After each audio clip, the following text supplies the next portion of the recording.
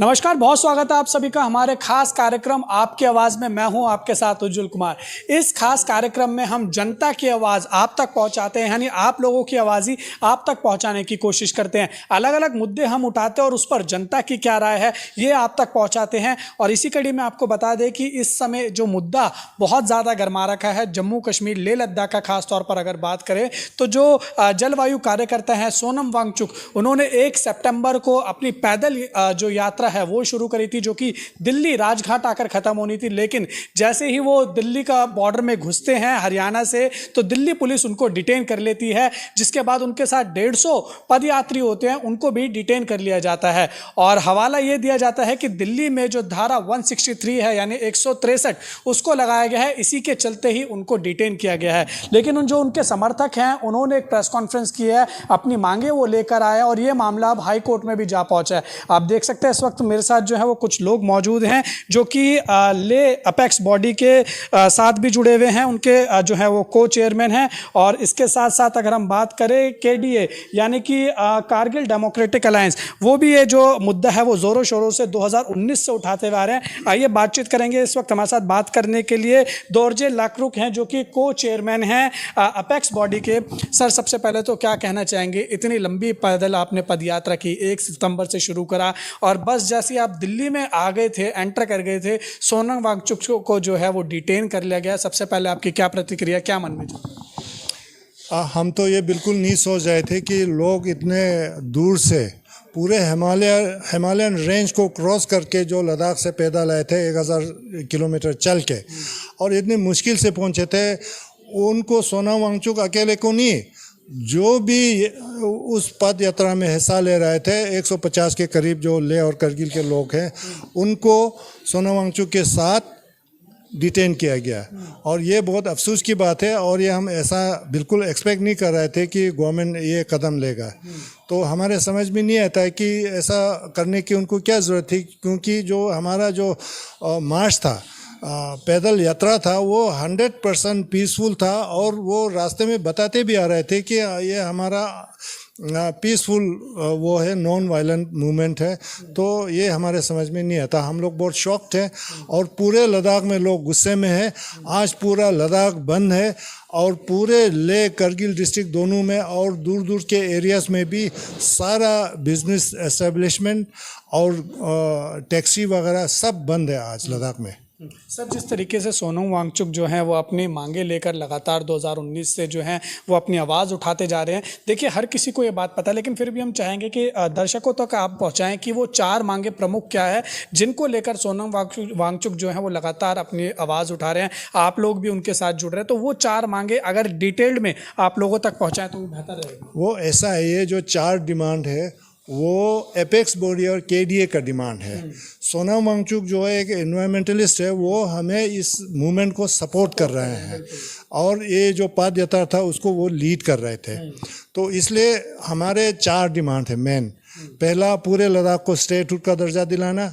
जब से हमने अपना स्टेटहुड खोया, JNK को जो 2 यूटीज़ में बांटा गया, और 6 शेड्यूल जो हमारे लद्दाख के एनवायरनमेंट को बचाने के लिए 6 शेड्यूल हमारे लिए बहुत ज़रूरी है। 6 शेड्यूल का डिमांड सेकंड डिमांड है हमारा।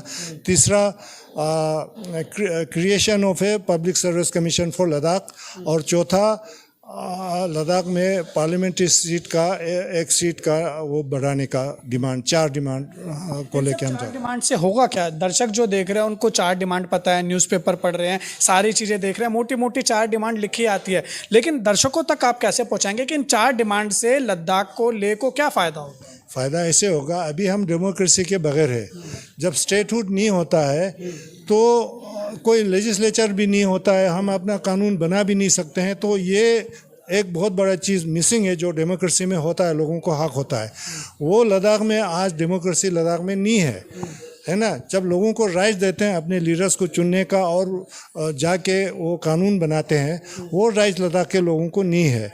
और 6 शेड्यूल हम इसलिए मांग रहे हैं कि पहले लद्दाख का जो 370 की वजह से हमारा लैंड, जॉब वगैरह सारा सिक्योर था JNK में, वो हमारा वो जाने के बाद 370 जाने के बाद हमें कोई सेफ गार्ड नहीं है, तो उसके लिए हम 6 शेड्यूल चाहते हैं। तो मैं एक चीज़ समझना चाह रहा हूँ, तो 370 के आप फेवर में हैं या चाहते थे कि 370 हटे, नहीं हटे? क्योंकि आप अभी बोल रहे हैं कि आप जो है वो सिक्योर थे जब तक 370 थी, अब 370 हट गई है तो आप कह रहे हैं कि आप लोग सिक्योर नहीं हैं। नहीं, ये तो सच है ना। उससे पहले जब 370 था तो लद्दाख में कोई ज़मीन नहीं खरीद सकता था बाहर से आके, वो चीज़ अभी नहीं है ना। तो इसलिए हम चाहते हैं कि 6 शेड्यूल हो जिसमें हमारे सारे जो राइट्स हैं वो सिक्योर हो। और लद्दाख का जो 97% पॉपुलेशन है वो ट्राइबल है, और 6 शेड्यूल जो है इंडियन कॉन्स्टिट्यूशन में ट्राइबल्स को उनको उनके सेफ गार्ड के लिए ही बनाया है। तो वही हम मांग रहे हैं जो कि हमारे नॉर्थ ईस्ट के 4 स्टेट्स में ऑलरेडी चल रहे हैं। और बेरोजगारी भी एक आप बता रहे हैं कि बड़ा मुद्दा है। बेरोजगारी, खासकर जो एजुकेटेड हमारे यूथ हैं क्योंकि जब से यूटी बना है कोई रिक्रूटमेंट हुआ ही नहीं है, तो बेरोजगारी तो होना ही होना है जब रिक्रूटमेंट नहीं होगा। अच्छा, सरकार कई बड़े दावे करती है 370 हटने के बाद जो है जम्मू कश्मीर लेह लद्दाख में बहुत ज़्यादा टूरिस्ट आ रहे हैं, बहुत ज़्यादा वहाँ पर डेवलपमेंट हो रहा है, इसमें कितनी बड़ी सच्चाई है? टूरिस्ट तो पहले भी आ रहे थे, डेवलपमेंट तो पहले भी हो रहा था। अभी आजकल फ़र्क ये है कि थोड़ा पैसा ज़्यादा मिला है, मगर पैसा ज़्यादा मिलने से डेवलपमेंट सीधा नहीं होता है, क्योंकि उसमें लोगों का कोई पार्टिसिपेशन नहीं है। उस पैसे को कैसे यूज़ करेंगे हमारा कोई से नहीं है। सिर्फ 10% जो टोटल जो पैसा मिलता है उसके ऊपर हमारे जो 2 ऑटोनोमस काउंसिल्स हैं उनको दिया जाता है, उसमें थोड़ा सा हमारा पब्लिक पार्टिसिपेशन है। बाकी जो 90% जो बजट होता है उस पर हमारा कोई से है नहीं है, तो इसलिए वो सही जगह खर्चा नहीं होता है। सही जगह खर्चा नहीं हो रहा है। डॉर्जे जी, मैं आपके पास दोबारा आऊँगा, और भी लोग हैं उनसे बातचीत करूँगा। डॉक्टर कयूम जो हैं वो इस वक्त हमारे साथ मौजूद हैं। डॉक्टर साहब, समझने की कोशिश कर रहे हैं, दर्शक भी समझने की कोशिश कर रहे हैं कि आखिर पूरा मूवमेंट क्या है। आपके पास एक लोकसभा सीट तो है, लेकिन आप एक और लोकसभा सीट की मांग क्यों कर रहे हैं? देखिए, लद्दाख का एरिया बहुत बड़ा है, वो 55-60,000 स्क्वायर किलोमीटर है, और इतने रिमोट एरिया है। विद इन लद्दाख आपको 300-400 किलोमीटर वो भी हाई पासेस क्रॉस करके ही पहुंचते हैं, और सर्दियों में बहुत सी जगह पहुंचते भी नहीं है। तो एक मेंबर ऑफ पार्लियामेंट इतने बड़े एरिया में क्या डेवलप करेंगे? कम से कम एक और मेंबर ऑफ पार्लियामेंट होना बहुत ज़रूरी है। तो जब तक अभी तक जो है कोई डेवलपमेंट नहीं हुआ? डेवलपमेंट तो हुआ है, ऐसा नहीं, जितना ज़्यादा तेज़ होना चाहिए था उस हिसाब से नहीं है, उस हिसाब से नहीं है। तो इसमें होना बहुत ज़रूरी है। अब इसमें पॉपुलेशन का उसका कहते हैं, तो फिर जब 1970s में सिक्किम जब हिंदुस्तान के साथ जोड़ा था तो उसका पॉपुलेशन कितना था? लद्दाख जैसा ही तो था, 2-3 लाख। तो वहाँ पे जब हाँ तो सब हाँ, क्या इसमें लद्दाख को क्यों ऐसा करेंगे? हम बात हुई है सरकार के प्रतिनिधित्व से, आपने अपनी मांग जो है वहाँ उठाई है कि त्रिपुरा में है, मेघालय में है, तो हमें क्यों नहीं मिल रहा? देखिए, अभी यहाँ पे जो हमारे मेंबर्स हैं, ये सब जो हाई पावर्ड कमेटी के मेंबर्स भी हैं। हमने हमारे साथ 2-3 बार होम मिनिस्ट्री में बात भी हुआ है, लेकिन बात टॉक्स हुए हैं, टॉक्स चल रहा था, लेकिन पता नहीं अचानक जो हम डिमांड कर रहे हैं उनमें से कुछ जो थे वो उनके मैनिफेस्टो में थे पार्टी के। तो जी, तो क्यों मुकर गए? तो हमारे समझ से तो बाहर है। अगर बात हो जाता, यात्रा को चलने देता, अगर पहले ही टॉक्स होता तो यात्रा भी नहीं होता। यात्रा क्यों कर रहे हैं भाई? सिर्फ अपने गवर्नमेंट को ना, अपने हिंदुस्तान के जो चलाते हैं हिंदुस्तान को, उनसे हम रिक्वेस्ट कर रहे हैं, इल्तिजा कर रहे हैं, बात कीजिए, हमारा सुनिए। ये हमारा काम है उनको कन्विंस करना कि हमें क्यों हमारे डिमांड ज़रूरी है, तो हम कन्विंस करेंगे ना। डॉक्टर साहब, कभी जो है वो गृह मंत्रालय में आप लोग गए हैं, कोई आपकी एक बॉडी गई हो, प्रतिनिधिमंडल गया हो, गृह मंत्रालय में मुलाकात की हो गृह मंत्री से, कभी कोई बातचीत हुई क्या? सचिव से कोई बातचीत? हाँ, क्यों नहीं हुआ? हमारे स्टेट होम मिनिस्टर से हुआ, तो उन्होंने पहले कुछ चीज़ों पे, जैसे PSC है, उनमें तो कुछ एग्रीमेंट भी हुआ था। स्टेट हुन 6 शेड्यूल में रिलक्टेंसी था, लेकिन हम कन्विंस कर रहे थे। देखिए, बात करेंगे ना, बात करेंगे तो सोल्यूशन निकलेंगे ना भाई, सोल्यूशन तो निकलेंगे। जब तक बात नहीं होगा सोल्यूशन कैसे निकलेंगे?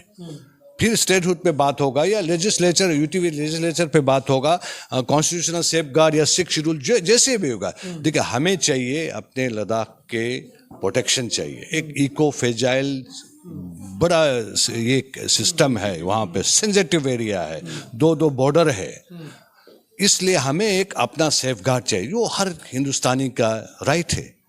है ना, बस वही राइट इंडियन कॉन्स्टिट्यूशन के अंदर हम लोग ढूंढ रहे हैं। क्या मांग क्यों नहीं मान रहे आप लोगों की, क्या कह रहे हैं? मानेंगे इतना जल्दी तो नहीं होते हैं ना, मान जाएंगे सब मान जाएंगे, बात करेंगे। हमें पूरा उम्मीद है जैसे इस गवर्नमेंट ने हमें यूटी दिया, वो हमें लेजिस्लेचर भी देंगे, हमें सेफ गार्ड भी देंगे, सब कुछ देंगे, जब समझेंगे तो देंगे। डॉक्टर साहब आपके पास दोबारा आऊँगा, और भी लोग हैं उनसे बातचीत करेंगे। सर कैसे देखते हैं जिस तरीके से 2019 से लगातार ये मामला चल रहा है, लेकिन सुनवाई कहीं पर कुछ नहीं हो रही है। बता रहे हैं कि आप लोगों को आश्वासन दिया जा रहा है लेकिन मांगे पूरी नहीं हो रही है। बताया जा रहा है कि बीजेपी के मैनिफेस्टो में भी कई बातें थी लेकिन नहीं पूरी हुई। अब क्या कहेंगे, कैसे देख रहे हैं? अब देखिए सर, ये तो बात ऐसा है ना, जब भी किसी आदमी को कोई अधूरा काम पे लगाया जाए या अधूरा चीज़ दिया जाए तो उससे किसी चीज़ का पूरा होगा नहीं होगा। हमारा डिमांड था यूटी विद लेजिस्लेचर। जब हमें 2 भाग में डिवीज़न किया गया जम्मू कश्मीर और लद्दाख यूटी में, तो कश्मीर के साथ तो उन्होंने असेंबली रख दिया, हमारे साथ असेंबली हटा दिया। एक भी चाह रहे हैं आप? तब देखिए ना, तब वहीं से एक तो हम पहले हम ये शिकायत करते थे कि जम्मू कश्मीर गवर्नमेंट की तरफ से हमारे साथ डिस्क्रिमिनेशन हो रहा है, लेकिन यहाँ भी तो हुआ ना। हम जो मांग रहे थे वो क्यों नहीं दिया आपने, क्यों हमें असेंबली नहीं दिया? और असेंबली हम मांग रहे थे, हम बड़ा सोच समझ के मांग रहे थे कि इसलिए हमें चाहिए। दूसरा रहा हमारा सेफ गार्ड की बात है। सेफ गार्ड तो पहले से हमारा अधिकार था। जम्मू कश्मीर जब स्टेट था उस वक्त हमारे पास सेफ गार्ड था, वो तो हमारा राइट ही था। तो आपने हमसे वो क्यों उठाया? इसका मतलब आपने हमारे साथ जस्टिस नहीं किया। हमने एक ऐसे सिचुएशन में डाल दिया जहां पे हमको लड़का दिया, ना हम इधर कर रहा ना हम उधर कर रहा। पहले यानी आप कह रहे हैं कि 370 के साथ ही ठीक थे आप लोग? नहीं, उस हिसाब से तो ठीक था, हमें सेफ गार्ड था, सब कुछ था। हम ये एक्सपेक्ट कर रहे थे कि बहाली करना चाहेंगे आपकी 370 की बहाली हो, कि वापस आए 370? हमें ये देखता, अगर गवर्नमेंट सही दिल से लद्दाखियों की भला चाहते थे, दिल से लद्दाखियों को तरक्की की राह पे लेना चाहते थे, तो लद्दाख के लोगों की जो मंशा था वो पूरी तरह से पूरा करना चाहिए। आधा अधूरा अब करके क्या दिखाना चाहते हैं? अच्छा, मेघालय और त्रिपुरा को भी जो है वो दे रखा है 6ठी अनुसूची के तहत, जो है स्पेशल दर्जा उनको दे रखा है। वहाँ की जो ट्राइब्स हैं उनको भी स्पेशल दर्जा दिया हुआ है। तो आखिर क्यों फिर लेह लद्दाख को क्यों नहीं मिल रहा है? कैसे देख रहे हैं इसको, क्या कहेंगे? यही तो हमें परेशानी हो रहा है, कैसे क्यों नहीं दे रहा है, जबकि हमारे संविधान में हमारे लिए ये चीज़ें जो है बना के रखा हुआ। अब लद्दाख जो है कहीं भी नहीं है, जितना ट्राइबल एरिया लद्दाख में है, लद्दाख का पॉपुलेशन है 97% लोग ट्राइबल है। तो गवर्नमेंट को क्या आपत्ति है हमें देने में? हमें तो देना चाहिए, जबकि 50% से अबव दे सकते हैं। तो हमारा 97% है, हमें देना चाहिए। और हम ये चीज़ें जो मांग रहे हैं, ये जो हम डिमांड कर रहे हैं, ये सिर्फ हम अपने ही लोगों तक महदूद रख के नहीं कर रहे। हम ये चाहते हैं कि वहाँ के लोगों को डिसीजन मेकिंग, पॉलिसी मेकिंग का पावर दिया जाए। अब वो पावर दे के हम क्या करना चाहते हैं? हम वो पावर हमारे पास होगा तो वहाँ की इन्वायरमेंट को हम बचा सकते हैं, वहाँ की डेवलपमेंट को हम सस्टेनेबल बना सकते हैं, वहाँ के लोगों के रोज़गार बढ़ा सकते हैं। एक यूटी का हमें ये था कि यूटी बनने के बाद तो हमारे के पास लोग कम हो जाएंगे, हमारे लड़के कहाँ से लाएंगे इतने सारे नौकरी हमें करने वाले। लेकिन यूटी बनने के बाद तो हमें तो और भी मुश्किल हो गया। जम्मू कश्मीर में हमारे कुछ बच्चे जाते थे, वो भी जाना रुक गया।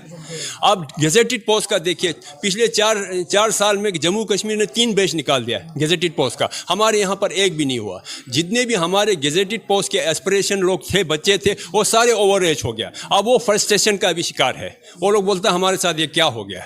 तो ये सारी चीज़ें जो है गवर्नमेंट किस चीज़ का डेवलपमेंट करना चाहते हैं? क्या लोगों को दबा के, लोगों की मंशा को दबा के सड़कें बना के क्या इसको हम डेवलपमेंट बोलेंगे? लोगों की आतंकवाद भी रुका है, बहुत कम आतंकवाद हो गया, गोले बारूद नहीं बरसते थे, पीसफुल रहा। लद्दाख में कोई आतंकवाद नहीं रहा। लद्दाख के लोग जो है पिछले जब से आज़ाद हुआ हिंदुस्तान, जब से 62 का लड़ाई हुआ, 65 का हुआ, 71 का हुआ, 99 का जो हुआ, इन सब लड़ाइयों में लद्दाख के लोगों ने वहाँ के फौज के साथ कंधे से कंधा मिला के हमने दुश्मन को खदेड़ने में कोई कसर नहीं छोड़ा है। और आज भी हैं चमते। हम नहीं चाहेंगे कि हमारे दोस्त पर किसी और का वो हो जाए। हम हर तरह से रोकने की कोशिश है, लेकिन हम ये भी चाहते हैं कि अब वहाँ के इन लोगों को अगर कमज़ोर करके फिर सरकार के लिए भी तो नुकसान होगा ना, ये नेशनल लेवल पे हमें नुकसान होगा ना। बॉर्डर को अगर सिक्योर करना है तो बॉर्डर पे सिर्फ आप फौज को खड़ा करने से या आप आर्मोर को बढ़ाने से तो नहीं होगा ना। वहाँ वहाँ के लोगों का भी सहयोग चाहिए ना। और वहाँ के लोग उस वक्त सहयोग दे सकेंगे जब वहाँ के लोग उनकी हालत ठीक हो। अगर अब हमारी हालत यहाँ पे पहुँचा देंगे कि हमें अपने पेट भर के खाने तक ही महदूद रखें, हमें वो भरने में हमें रात दिन जोड़ेंगे तो बॉर्डर का क्या हमारे पास रहेगा।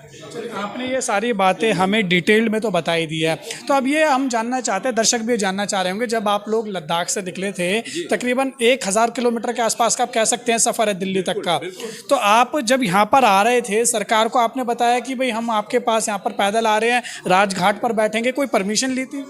नहीं, वो अब उसमें तो एक चीज़ ये है कि भाई देखिए ना, हमारे मुल्क जो है जमहूरी मुल्क है, हमें डेमोक्रेटिक राइट है, हमने उस राइट को एक्सरसाइज किया भाई हाँ नहीं बताने की इसमें क्या ज़रूरत है, इस तरह की चीज़ें बताने की है ज़रूरत है नहीं, ये तो हमारा फंडामेंटल राइट है, ये तो कॉन्स्टिट्यूशन में हमें राइट दे चुका है। अब दिल्ली में आते पता लगता है कि धारा 163 यहाँ पर लगाई है, 163 यानी 4-5 लोग एक साथ इकट्ठे नहीं हो सकते हैं। हो सकता है, तो ये हमें बड़ा ताजुब की बात हुआ। इतने अब देखिए ना, हम बड़े पीसफुल तरीके से मार्च कर रहे थे, कोई वायलेंस नहीं था, कुछ नहीं था, हम तो गांधी जी के रास्ते पे चल के आ रहे थे ना, जिसने इस देश को आज़ाद किया इससे अहिंसा पे चल के। अच्छा, हुआ क्या था कल रात की अगर बात करें तो कल रात को क्या हुआ? जितने भी हमारे जो अभी टीम में जो लड़के थे, एक तो उन्होंने आगे जाके दिल्ली से आगे जाके दिल्ली पुलिस ने इनको अप्रोच किया कि आपको बड़ा उनको एस्कॉर्ट में लाया गया कि इधर उधर ना जाए। हम तो पहले से बोल रहे थे हमने कहीं नहीं जाना, हमने राजघाट तक जाना है, वो भी पीसफुल जाना है।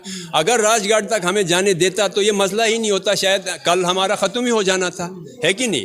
बाकी उसके बाद हमने गवर्नमेंट को ये चीज़ याद दिलाना था कि भाई आप लोगों ने हमारे साथ जो वादे किए हैं उसको हमने रिमाइंड करना था।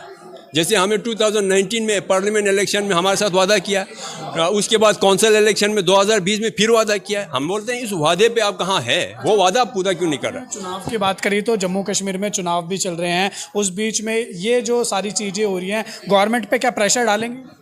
अब ये हम नहीं वोटिंग पे क्या कोई प्रेशर डालेंगे? हमारा मूवमेंट जो है टोटली नॉन पॉलिटिकल है, हम किसी पॉलिटिक्स के साथ के ऊपर भी कुछ आएगा, इससे कुछ प्रभाव पड़ेगा जम्मू कश्मीर के जो लोग होंगे? अब वो हम नहीं कह सकते कि वहाँ के लोग किस तरह से इसको लेंगे, ये तो उन्हीं लोगों से पूछना पड़ेगा कि उन पे क्या असर हो रहा है। लेकिन हम तो सिर्फ ये चल रहा है, अभी हमारे देश में लद्दाख में हमारे प्राइम मिनिस्टर साहब ने बोला कि लद्दाख को कार्बन न्यूट्रल फ्री करना है, उसको कार्बन फ्री करना है। तो भाई वो कैसे करना है, हम उसी चीज़ का तो डिमांड कर रहे हैं। कार्बन फ्री करने के लिए हमारे लोगों को ही मजबूत किया जाए, उनको पावर दिया जाए ताकि हम इन चीज़ों पर प्रैक्टिकली कुछ काम कर पाए, लेकिन वो तो देता नहीं है। तो फिर ये क्या बड़े दुविधा की बात है ना, ये तो बड़ा हो गया। इस तरह से आप बोलते हैं कार्बन फ्री करना, दूसरी तरह से वहाँ पर जो बैठने वाले लोग अगर उनका सहयोग नहीं होगा, अगर उनके पास पावर नहीं होगा, बाहर के लोग आके वहाँ की एनवायरनमेंट को कैसे बचाएंगे। अच्छा, अब आप जब दिल्ली के बॉर्डर पर पहुंचे तो आप लोगों को क्या बताया, कोई आपको बताया गया कि दिल्ली में धारा 163 लगी हुई है, आप लोग इकट्ठे नहीं हो सकते, क्या रीज़न दिया आपको रोकने का? वही दिया है जो धारा 163 लगा। अब ये नहीं बताया उन्होंने, सिर्फ हमें हमारे लड़कों को पेपर थमा दिया, वो ऑर्डर थमा दिया। उसमें क्या लिखा था सर, उसमें कहता है DU की रिजल्ट क्या बताया, इलेक्शन रिजल्ट। DU की रिजल्ट से धारा 163 का क्या मतलब है? 163 क्या पता, वो हम यही तो हम परेशान है किस तरह से है। और दूसरी तरह से वक्फ बिल पर बड़ा इधर हंगामा होने वाला, कुछ भी नहीं है, वो कुछ नहीं हुआ। हम जब गए थे वहाँ पे IPS ऑफिसर्स बैठे हुए थे। हाँ जी, क्या हुआ था फिर ये बताओ। डॉक्टर क्यूम गए थे हमारे MP साहब के साथ, तो वहाँ पे जो IPS ऑफिसर खुद परेशान थे। उन्होंने जो वहाँ के मेन जो मेरे ख्याल से DIG बैठे हुए, तो उन्होंने कहा हम तो सोनम वांगचुक के इतने बड़े फ़ैन हैं, हम चाहते हैं वो जल्दी से जल्दी रिहा हो जाए। और उन्होंने ये भी कहा था कि उनके पास सिर्फ अथॉरिटी होता है लीगली 24 घंटा उनको रखने का। 24 घंटा का मतलब है अभी आज 1-2 घंटे में उनको छोड़ना चाहिए। अब छोड़ने का मतलब हो गया फिर सुबह हमारे जब कारगिल के लोग पहुंचे बॉर्डर पे, क्योंकि कारगिल लोग अलग कारवान में आ रहे थे, तो उनको भी डिटेन कर दिया, उनको भी उन्होंने जेल में डाल दिया। उसके बाद जब हमारे MP साहब उनको छुड़वाने के लिए जाते हैं सब लोगों को, क्योंकि MP साहब को कल DIG साहब ने बोला था कि आप मुझे सुबह फ़ोन कर लेना ये SHO साहब को। तो SHO साहब को फ़ोन करने के बाद हमारे MP साहब वहाँ पे गए और देखिए डेमोक्रेटिकली इलेक्टेड MP हैं, डेमोक्रेटिकली इलेक्टेड कारगिल के चीफ एग्जीक्यूटिव काउंसलर हैं, दोनों को आज डिटेन कर दिया जाता है। उनको भी डिटेन कर लिया। उनको छोड़वाने के लिए गए और बातचीत करने के लिए गए। उनको खुद को डिटेन कर लिया। हाँ जी, उनको डिटेन करके देखिए ना, आज प्रेस कॉन्फ्रेंस में आने वाले थे, वो कहाँ है अभी आपको दिख रहा है? उनको क्यों डिटेन किया, कुछ बताया? इसी बात पे कि दफा तोड़ रहे बोल के, दफा लाइक दारा। अब देखिए हम लोग, देखिए लद्दाख का, जैसे अशरफ साहब ने अभी पूरा हिस्ट्री बताया आपको, पेट्रियोटिज्म में हिंदुस्तान का फ्लैग बेरर हमेशा लद्दाख रहा है। हर वॉर में हिंदुस्तान का झंडा सबसे ऊंचा लेके दुश्मन के घर में जाके गाड़ के दुश्मन को सिखाया है कि लद्दाख के लोग हिंदुस्तान की जो सुरक्षा है उसके ऊपर कॉम्प्रोमाइज़ नहीं करेंगे। आज लद्दाख के लोग ये भी बोल रहे हैं कि हिंदुस्तान के डेमोक्रेसी पे भी हम आंच नहीं आने देंगे, और हम लद्दाख के लोग फ्लैग बेरर सिर्फ हमारे हिंदुस्तान के सिर्फ प्रोटेक्शन के लिए नहीं सीमा की, बल्कि डेमोक्रेसी के प्रोटेक्शन के लिए, ताकि हम दिखा सके दुनिया को कि कैसे एक डेमोक्रेटिक तरीके से हिंदुस्तान के विभिन्न क्षेत्रों को भी समझा सके, कैसे डेमोक्रेटिकली हम अपने राइट्स को ले सकते हैं। अब आप लोगों की क्या डिमांड है ये बताइए। देखिए सर, सबसे पहली बात तो है हमारे लोग परेशान हैं सर। 200-250 लोग आज दिल्ली के जेलों में सर, किन्होंने कभी जिंदगी में जेल नहीं देखी होगी। गांव से लोग आए हुए हैं, बूढ़े लोग आए हैं। कल मैं ये नरेला में औरतों को ठोस के रखा हुआ था, मर्दों के साथ देखिए औरतों को छोड़ दिया गया। नहीं सर, कहाँ है? आपने देखा कोई? मुझे बताइए। कोई नहीं छोड़ा हुआ, वो सब औरतें वहाँ पे ठोस के नरेला में पड़े हुए हैं सर, वहाँ के पुलिस के साथ। और वहाँ पे हमें तो कोई विमेन कांस्टेबल भी नहीं दिख रहा है। हमने जब चिल्लाया रात के 1 बजे, तो 2:30 बजे जाके उनको सर कुछ खाने को दिया जाता है, भूखा रखा हुआ था। अब देखिए ना, बहुत शांतिपूर्वक लोग 30 दिन चल के हिमालयों को पार करके आपके दिल्ली आते हैं सर। हमने तो सोचा कि दिल्ली सरकार का जो व्यवस्था था वो सबसे तगड़ा था, क्योंकि उन्होंने बेचारों ने, हमने सोचा कि चंडीगढ़ तक गाड़ी भेजा है हमको यहाँ पे आमंत्रित करने के लिए, दिल्ली में हमें सहयोग करने के लिए। मगर पता चलता है सर कि हमारे कारवान को दफ़ा 144 में वो लोग लीड कर रहे हैं ताकि उनको अरेस्ट किया जाए। तो ये तो एक तरीके से साजिश हो गई सर, और सेंट्रल गवर्नमेंट का इसमें हमें बिल्कुल सहयोग नहीं मिला। हमारी तरफ से विनती है दिल्ली पुलिस को, केंद्र सरकार को, होम मिनिस्टर को, कि सबसे पहले तो हमारे लोगों को छोड़ दें, सबसे पहले। दूसरी चीज़ सर, हम लोग गांधी जी के बताए हुए रास्ते पे कल 2 अक्टूबर के दिन, गांधी जयंती के दिन, हम राजघाट जाना चाहते हैं सर। हमें राजघाट जाने दिया जाए। एक चीज काम जो हम शुरू करते हैं उसको ख़त्म करना अच्छा होता है। राजघाट जाने दिया जाए, उसके बाद हमें जंतर मंतर जाने दें, और जो भी हम लोग छोटा सा एक प्रोग्राम करना चाहे वो करने दें, क्योंकि उसमें आपको केंद्र सरकार को भी ये प्रूव कर सकते हैं वो दुनिया को कि देखिए एक तरीके से एक अच्छा decent is very healthy for democracy. अगर आप लोगों की मांगे पूरी नहीं होती हैं, जो आप मांगे लेकर आए हैं 4 मांगे, और जो डिटेन आपके लोग हैं उनको नहीं छोड़ा जाता, तो नेक्स्ट स्टेप क्या रहने वाला है? देखिए सर, हम लोगों ने हमेशा, लद्दाखियों ने बोला है, हम दूसरों के प्रति हम लोग कोई भी क्रोधित नहीं होंगे। हम लोग दूसरों के प्रति कोई ऐसा कार्य नहीं करेंगे जिससे कि देश को दिक्कत हो। हमने हमेशा दिखाया है, चाहे अनशन करके दिखाया हो, चाहे पद यात्रा करके दिखाया हो, कि लद्दाखी लोग अपने ऊपर हम लोग दर्द को लेंगे, ताकि हम दुनिया को दिखा सके कि क्या वो देश है जिसका स्थापना ही गांधी जी ने इन नॉन वायलेंट तरीकों को सिद्धांतों के साथ किया, और लद्दाख के लोग उसको अपनाना चाहते हैं सर।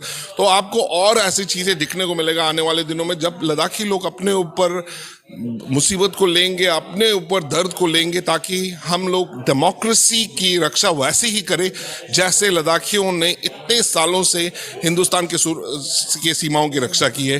धन्यवाद सर। सर आप अपना नाम बताइए। जी, मैं गुलाम हुसैन, अंजुमन सूफिया नूर बख्शिया का मैं वाइस प्रेसिडेंट हूँ। तो मैं अभी परवेज साहब की बात को ही थोड़ा कंटिन्यू करना चाहता हूँ। पहले तो जो जितने भी हमारी यात्री वहाँ डिटेन कर रखे हैं उनकी जल्द से जल्द रिहाई हो। लेकिन रिहाई के लिए आप लोग क्या कोई स्टेप उठा रहे हैं? कहीं आप गए हैं? लीगली हम लोगों ने अभी हाई कोर्ट में हमने पिटीशन दाखिल किया है, तो परसों की हेयरिंग है कि सुनवाई होगी। तो दूसरी चीज़ में लद्दाख वालों ने 70 साल से हमारे बुजुर्गों ने खुसूसन खुशक बगुला रिम्पोचे की क़यादत में लद्दाख वालों ने एक जद्दोजहद की थी इस यूटी को लेने के लिए, मगर जो यूटी इन्होंने दिए, जो हमारी गवर्नमेंट ऑफ इंडिया ने जो ग्रांट किए, उस यूटी के लिए नहीं था। हमने यूटी विद लेजिस्लेचर के लिए किए थे, तो वो अब तक यूनियन टेरिटरी विद विधानसभा के साथ, विधानसभा जो कश्मीर को दिया है, जम्मू कश्मीर को दिया है, उस दिल्ली में भी है क्योंकि विधानसभा है दिल्ली में। जी, तो उसी का ही हम लोगों ने डिमांड किया था। मगर हमारी बदकिस्मती, हमें सिर्फ यूटी दे के लंगड़ा लूला सा बहरा सा हमें एक ढांचा दे के हम लोग इसमें मतलब चल रहे हैं। इसलिए ये जद्दोजहद फिर से कर रहे हैं। अब हम लोग इस जद्दोजहद को, इस डिमांड को जो है फिर से गवर्नमेंट ऑफ इंडिया की उनकी जो बहरिया कानून को सुनाने के लिए हम पद यात्रा करके, कभी अनशन करके उनको सुनाने की कोशिश कर रहे हैं। इसके लिए मैं आपको पद यात्रा कर रहे हैं और हमने बिल्कुल अहिंसा, बहुत ही गांधी जी के सिद्धांतों पे चल के, उनके रास्ते पे चल के इस मुद्दों को जो है पूरा करना चाहते हैं। तो आखिर में मैं आपको एक शेर सुनाना चाहता हूँ कि सितारों से आगे जहाँ और भी है, अभी इश्क़ इम्तिहान और भी है, हम लड़ेंगे और जुड़ेंगे और आगे बढ़ेंगे इंशाल्लाह बहुत जल्दी। जब तक ये मुद्दे हमारा सरकार सुनेंगे नहीं, तब तक हम लड़ते रहेंगे और इंशाल्लाह आने वाले दिनों में इनकी कानून से रुई निकल जाएंगे और सुनेंगे भी, यही उम्मीद के साथ। थैंक यू सो मच हमारे साथ बातचीत करने के लिए। तो आपने देखा ये वो लोग थे जो सोनम वांगचुक के साथ जो है जुड़े हुए हैं। 2019 से लगातार सोनम वांगचुक है वो लगातार जो है अपनी मांगों को लेकर अपना प्रदर्शन चला रहे हैं, अपना लगातार जो है वो अपनी आवाज़ उठाते हुए दिखाई दे। और इसी कड़ी में 1 सितंबर को आपको बता दें कि सोनम वांगचुक और उनके साथ तकरीबन 150 पदयात्री लद्दाख से चले थे, जो कि दिल्ली आना चाहते थे, राजघाट पर 2 अक्टूबर को बैठना चाहते थे। लेकिन जैसे ही वो हरियाणा के टेरिटरी से बाहर दिल्ली में एंटर होते हैं तो दिल्ली पुलिस उनको डिटेन कर लेती है और हवाला ये दिया जाता है कि दिल्ली में धारा 163 लगी हुई है। यही कारण है कि 4-5 लोग एक साथ इकट्ठे नहीं हो सकते हैं और इसी कारण उनको डिटेन कर लिया जाता है। फिलहाल आपको बता दें कि ये मामला जो है अब वो हाई कोर्ट भी जा पहुंचा है और ये सुनवाई है वो 3 अक्टूबर को होने वाली है। तो हाई कोर्ट में क्या कुछ सुनवाई होती है ये देखने वाली बात रहेगी। लेकिन जो सोनम वांगचुक के साथ लोग जुड़े हैं वो साफ तौर पर कह रहे हैं कि जो इनकी 4 प्रमुख मांग है, जब तक सरकार नहीं सुनती है, इनकी जो लड़ाई है वो लगातार निरंतर जारी रहेगी। वीडियो जर्नलिस्ट अभिषेक के साथ उज्जवल कुमार, JK24/7 न्यूज़, दिल्ली।